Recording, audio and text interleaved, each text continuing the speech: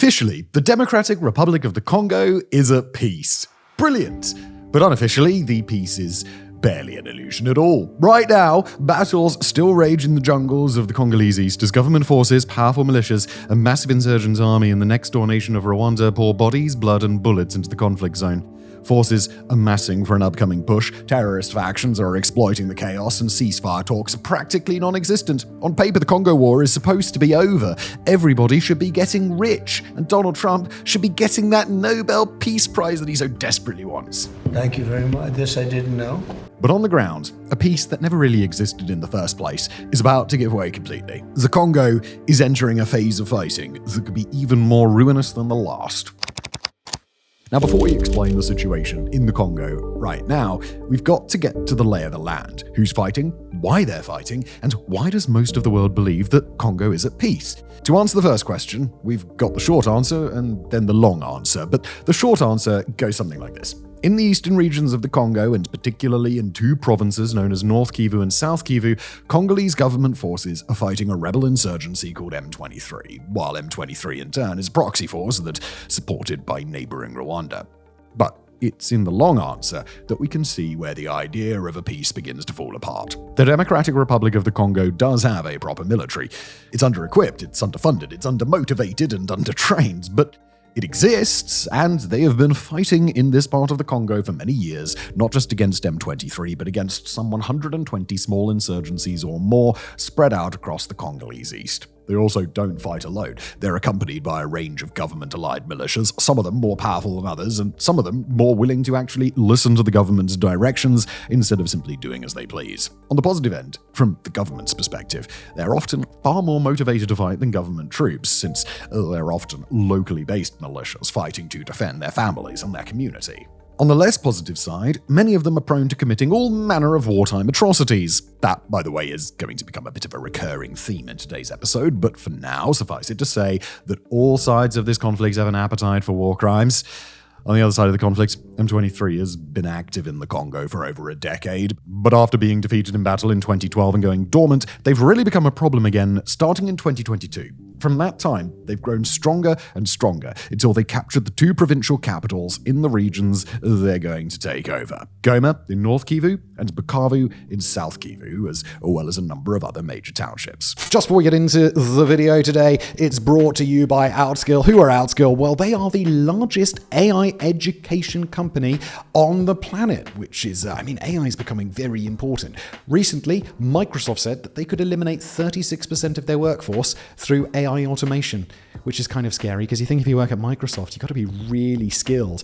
Amazon, JP Morgan, Ford are all cutting jobs, but why not change things? Instead of being replaced by AI, why not be someone who's leading the charge? And that's why I have partnered with Outskill to give you guys free access to their 2-day AI Mastermind this weekend. Normally costs $895, but for you guys, my viewers, 1,000 free seats for the next 72 hours. 4 million people globally have already attended, and they're now using AI to earn more money, get those promotions, all of that good stuff. You'll master prompt engineering, learn 10 powerful AI tools like Make.com and Claude, build AI agents, automate your work, and create apps with AI, or even running your own business. This is for you, so mark your calendars. It's this Saturday and Sunday, 10 a.m. to 7 p.m. both days. Sign up now. You'll get $5,000 worth of bonuses, including a 3,000 plus prompt Bible. There is a link in the description below, as well as in the pinned comment. Grab your free seat before it expires and join their WhatsApp community for updates. Don't get left behind by AI. Master it this very weekend. And now today's episode. M23 also doesn't fight alone. Instead, it leads a loose rebel confederacy known as the Congo River Alliance. Together, M23 and their allies have secured the DRC's entire border with neighboring Rwanda, a large stretch of the border with Uganda, and a relatively small but ever-growing portion of the territory of North and South Kivu. They also fight with the backing of Rwanda, something that Rwandan President Paul Kagame and his government have always denied. Despite Kagame's claims to the contrary, M23 has benefited from the direct frontline support of several thousand Rwandan troops at any given time, as well as logistical, financial, tactical, strategic, and diplomatic support Rwanda has expended ample blood and lives in this conflict, with satellite imagery of the nation's Kanobe military cemetery showing a massive expansion of grave sites within the last year, at a time when Rwanda's forces aren't engaged in any other conflict of this magnitude. For all practical purposes, M23 today is a Rwandan proxy force, although like any other non-state actor serving a more powerful backer, its goals and the goals of Rwanda don't always line up. As for what's driving the conflict, there are a few key forces to account for. Ethnic tensions do play a major role. Both M23 and Rwanda are led by ethnic Tutsis, the same group that was on the receiving end of the Rwandan genocide. They frame their actions, in part, as an effort to protect Tutsi civilians and deal with aggression from ethnic Hutu militants, the same ethnic group that perpetrated the Rwandan genocide. In practice, that ethnic dimension does a poor job explaining the current conflict by itself, but it is an important angle to consider. The same can't be said for M23's stated ambition to challenge and potentially overthrow the Congolese government in the capital of Kinshasa. This is certainly something that M23 still seems to want, and many of its fighters actively seek to bring about the fall of the Kinshasa government, a notoriously corrupt collection of leaders with a whole mess of skeletons in their closets. Again, this is a conflict with a lot of bad actors doing a lot of bad things. Kinshasa is no more immune from that than M23 is, but really, the crux of the conflict, and certainly the bulk of Rwanda's motivation, is that this is a resource war. Like the rest of the Congo, North and South Kivu are positively awash in valuable minerals, and in this particular part of the country, there's a whole lot to gain by taking control. North and South Kivu are home to massive reserves of coltan, a resource in high demand across the developed world to fuel the global transition to renewables. It's also got lots of gold and diamonds, the value of which needs no explanation, along with tin, a compound called wolframite, a limited amount of oil and gas, and some lucrative timbers and agricultural zones. Similar to, say, the way Russia has used the mercenary Wagner Group to oversee the harvest of lucrative minerals across Africa, Rwanda uses M23, but in Rwanda's case, it's an even better deal. Now that M23 has secured the entire Rwandan border, it can smuggle materials into Rwanda at will, with Rwanda processing those goods or selling them raw as if they came from Rwanda all along. In return, M23 gets land, military backing, and a share of the profits. And then there's this question of a fragile peace that wasn't, where, if we're being brutally honest, the United States, the Congo, and Rwanda recently pulled off one hell of a diplomatic smoke and mirrors display. You see, back in June, the Congo and Rwanda signed a peace deal, mediated by the United States, that came with a few key terms.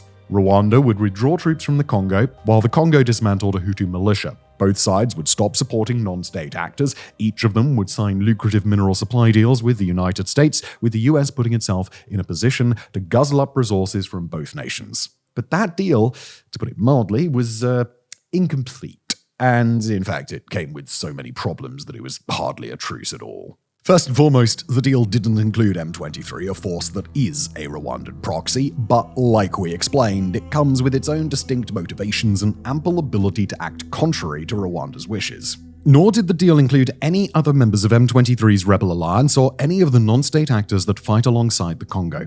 And although the deal got Rwanda to agree to a peace, it didn't get Rwanda to admit that it had ever been at war. Ever since the start of this conflict, Rwanda has denied having anything to do with M23's capture of land, its war against Kinshasa, or its conduct on the battlefield, despite very obviously sending thousands of uniformed soldiers to go and help.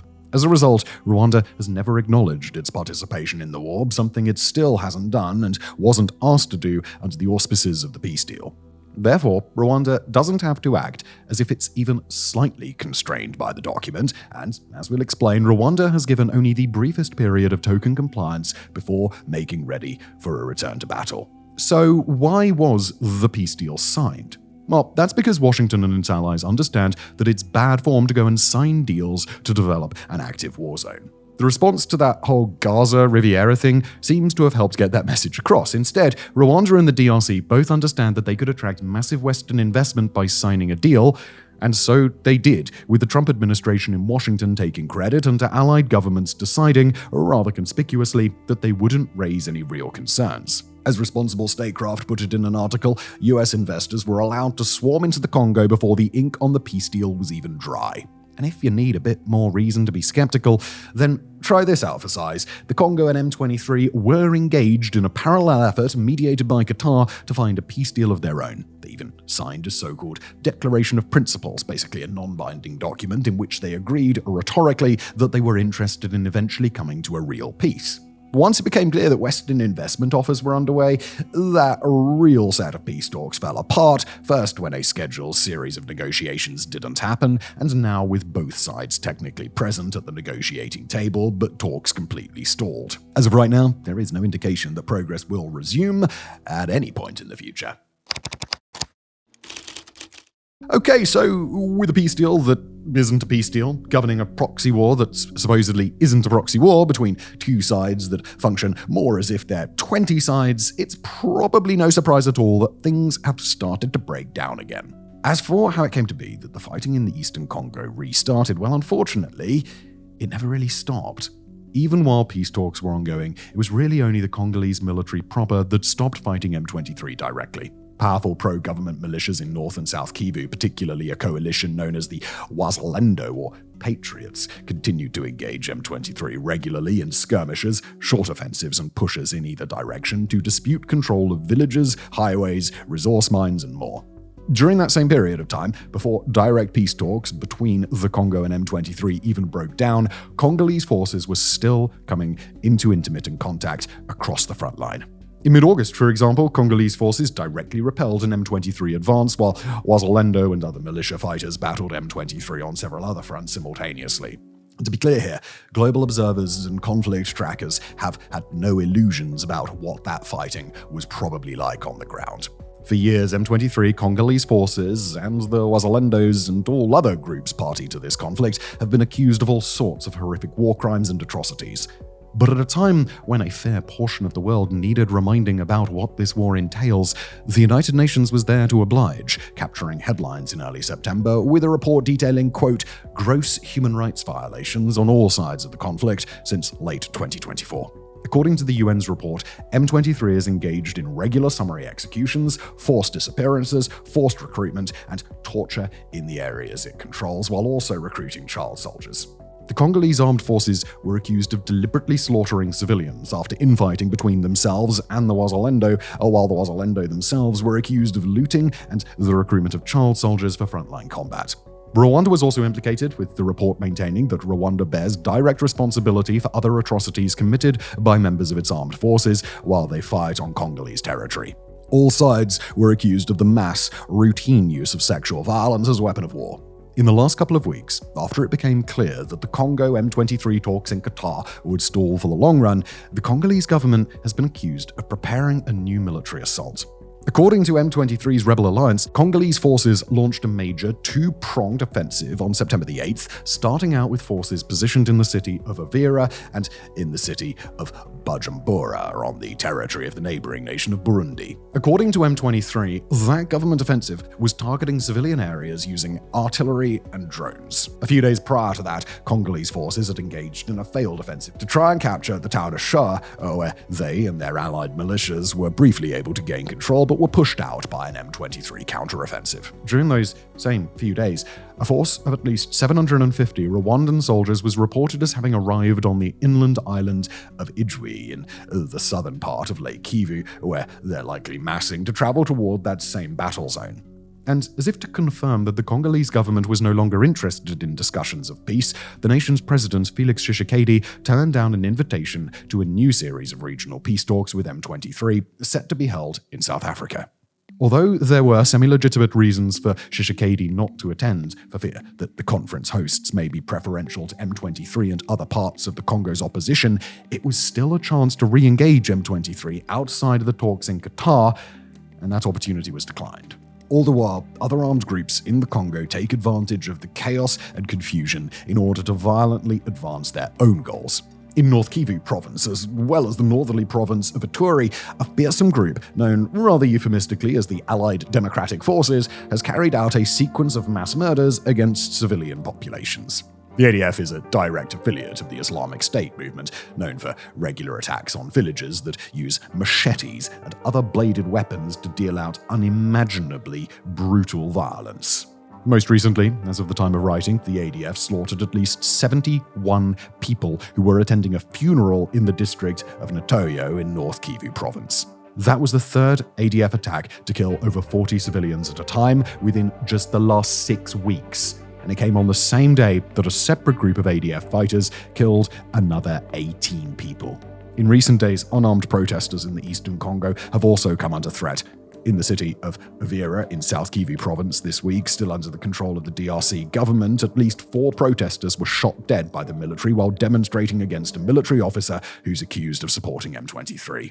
Uvira, by the way, is the same area that we just mentioned as a staging ground for what appears to be a build-up in advance of a new government push into M23 territory.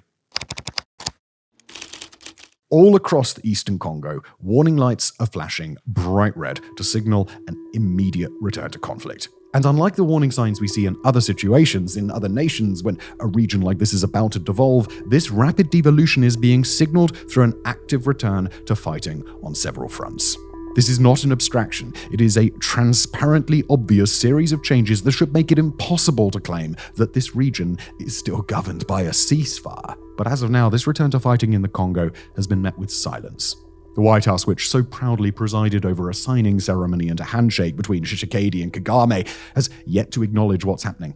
When asked about it directly in late August, Trump responded of his purported peace deal, "For 35 years, it was a vicious war. 9 million people were killed with machetes.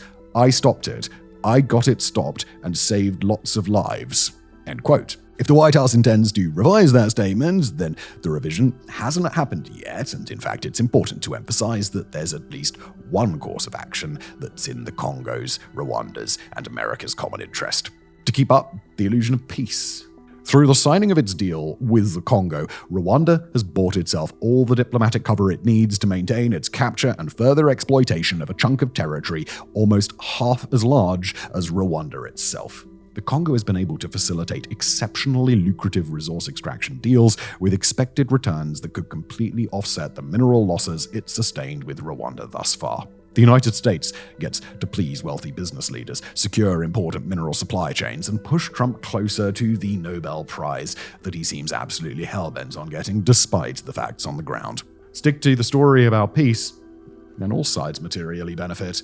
But if that's the case, then we have to ask an equal and opposite question. If the veneer of peace is so profitable, then why return to fighting at all? Well, unfortunately, that's a question with several answers at once. For one thing, both the Congo and Rwanda's goals appear to be maximization of profit. Both sides want to continue to capture mines, timber forests, and other lucrative assets, with their militia and proxy allies motivated to increase the size of their piece of the pie.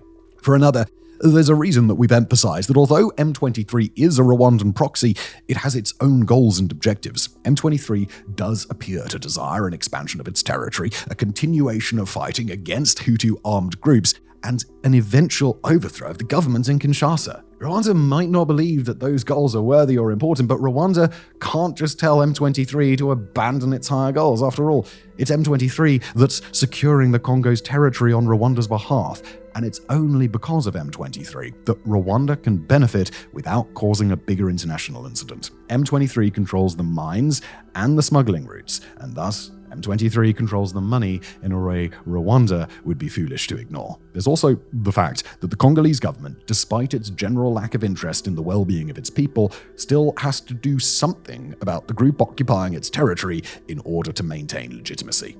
And finally, there's the fact that Wazalendo and the Congo's other government-aligned militias have their own axe to grind against M23 and are no easier for the Congo to control than M23 is for Rwanda to control. This conflict creates a mess of overlapping incentives for each of its participants, but all of them are incentivized to pursue one common goal: maintain the illusion of peace while returning to war. In practice, that goal is not going to be easy to pursue, but it'll be easier if the Congo, Rwanda, M23, the Wazalendo, and the US government all work toward their objective at once.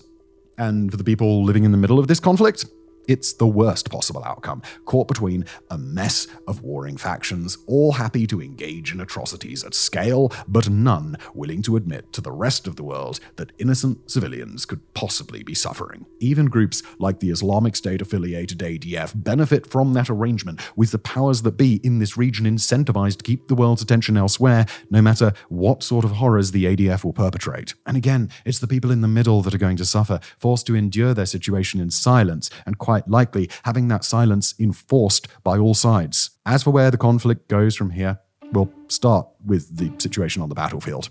Right now, force concentration on both sides would suggest that the next phase of violence will be concentrated in South Kivu province, with the ultimate objective of retaking the regional capital, Bukavu. Unlike the city of Goma to the north, Bukavu is only minimally insulated by surrounding M23-controlled territory, and it's near to a buffer zone maintained by Burundi, meant to ensure that M23 can't pose a threat as it attempted to do a few months ago. Moving inward from Uvira and Bujumbura, Congolese and allied forces can zero in on a rural district called Kamanyola, a strategically critical juncture that could be turned into a launchpad for a recapture of the city. Wazalendo fighters are keeping up the pressure in other areas across South Kivu, keeping M23 forces occupied and forcing them to divide their attention. Those 750 incoming troops from Rwanda appear to be headed for the zone, and in all likelihood, they won't be the only ones. In North Kivu, things are a bit more complicated. Wazalendo fighters can operate asymmetrically in M23-controlled territory, but it's M23 pushing out and taking control of a highway that would allow it to move toward the capital, if only gradually. Right now, South Kivu is far more vulnerable to counteroffensive, whereas operations in the north will probably consist mostly of attempts at containment. At the same time, global conflict observers will be tracking what appears to be a rapidly developing initiative by M23 to transition its captured territory into a zone administered by a parallel rebel government. M23 is rapidly working to build up its own state structure, creating a unified government administration alongside its rebel partners in a way the previous Rwanda-backed insurgencies haven't done. M23 is working to lock down mineral supply chains and establish firm control over the critical infrastructure required to maintain both smuggling routes and avenues to facilitate movement of troops and equipment.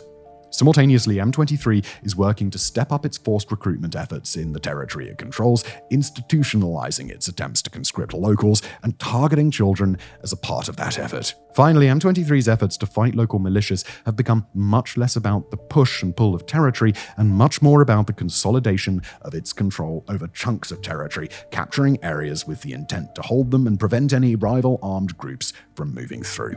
And finally, there's one other dimension of the conflict that must be acknowledged: Joseph Kabila. We've spoken about Kabila before on this channel. He's the man who ruled the Congo as a dictator from 2001 to 2019 before handing over control to the current president in a relationship that started off cordial but rapidly deteriorated. After about 2 years in self-imposed exile, Kabila returned to the Congo this past April, touching down in the city of Goma under M23 control. At the time, the Congo's former dictator maintained that he was only there to serve as a mediator, to assist in peace efforts and help to stabilize the country's internal conflict. But from the start, Kabila's true intentions were unclear, and it's become quite obvious that the current government under Felix Tshisekedi has no intention of treating Kabila as a neutral actor. Kabila has been on trial in absentia in the Congo on charges of treason, and he also stands accused of homicide, torture, and sexual violence through his alleged partnership with M23.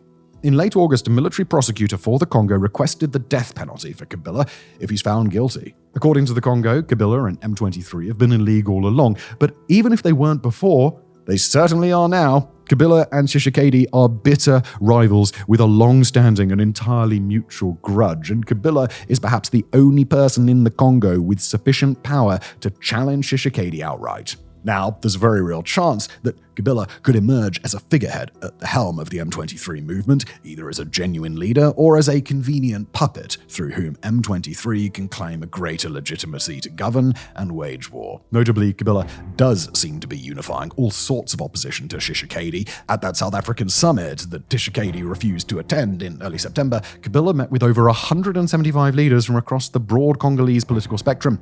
Those included civil rights figures, religious leaders, and longtime members of the political opposition, population, all of whom were in the same place at the same time to hear any pitch for unity with M23 that Kabila might have decided to offer. Notably, M23 and its allies have been expanding their social media presence in recent weeks, building a justification for the idea that they should be trusted to lead the Congo and framing Congolese soldiers, and especially the Wazalendo, as the true perpetrators of the atrocities that have rocked the nation. During that same time, the Congolese government has denied visas and tried to inhibit travel for the opposition leaders traveling to the Africa Summit, possibly playing unintentionally into M23's hands. After all, if those opposition figures fear they can't return home through official channels, they still have a way back in, but they're going to have to go to Goma, firmly under rebel control. We've said it already in today's episode, multiple times over, and we'll say it again. The illusion of peace in the Congo does not match reality, and not even slightly. To the extent that the fighting has slowed down, it's now back underway, with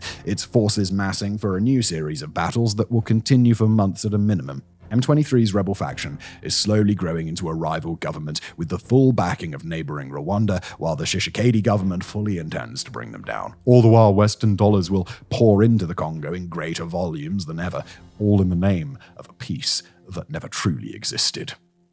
Thank you for watching.